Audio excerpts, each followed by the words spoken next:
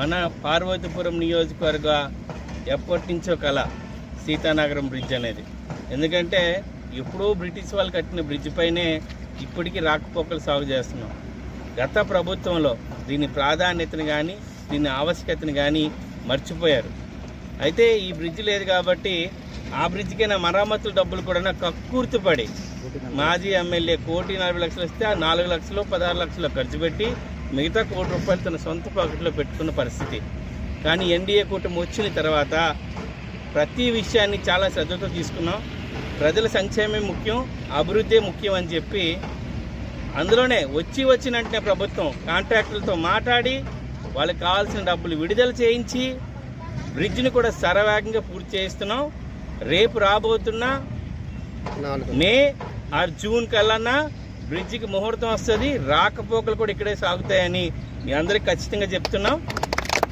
అంతేకాకుండా సీతానగరంలో ఇంకొక important bridge మన గడ్లూపు బ్రిడ్జిని కూడా కంప్లీట్ చేసే బాధ్యతను పూర్తిగా కంప్లీట్ చేసే బాధ్యత ఎన్డీఏ గవర్నమెంట్ తీసుకుంటుంది.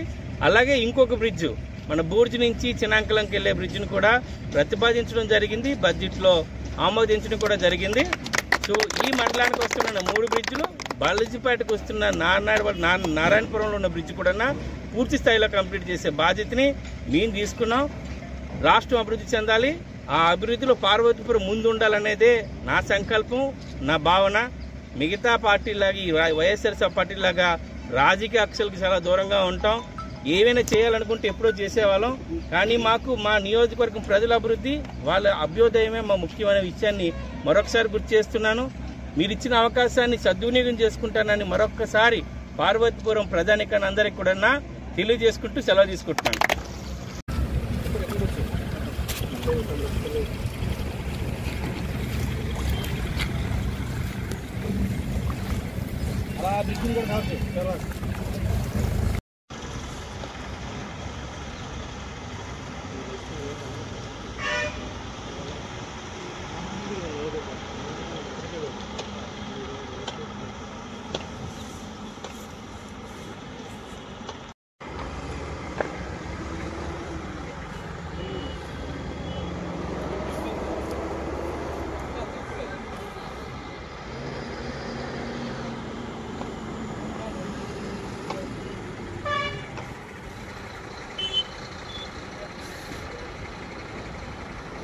నా పేరు పువ్వుల ఉమేశ్వరరావు, నాది సీతానగరం మండలం లక్ష్మీపురం గ్రామం.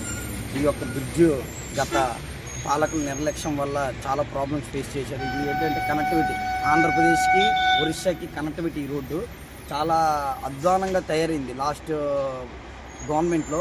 ఈ గవర్నమెంట్లో గౌరవనీయులైన మన ఎమ్మెల్యే శ్రీ బోనెల విజయ్ చంద్ర గారి ఆధ్వర్యంలో ఈ యొక్క బ్రిడ్జ్ ఈ రోజుకి పునర్నిర్మాణము మరియు కన్స్ట్రక్షన్ రీగైన్ అయింది.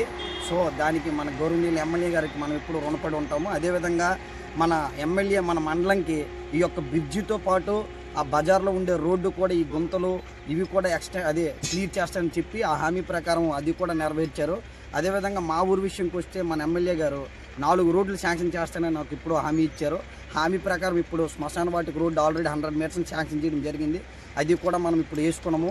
అదేవిధంగా ఇంకొక 3 రోడ్లు మా ఎమ్మెల్యే గారు మనకి శాంక్షన్ చేయడం జరిగింది కనుక ఆయనకి మేము ఇప్పుడు కృతజ్ఞత భావంతో ఉంటామని చెప్తున్నాను. అదేవిధంగా పాత గత గవర్నమెంట్లు అన్నీ స్కామ్లేని ఇది కూడా నిర్లక్ష్యం చేసి అసలు పట్టించుకునే నాదుడు కూడా లేదు.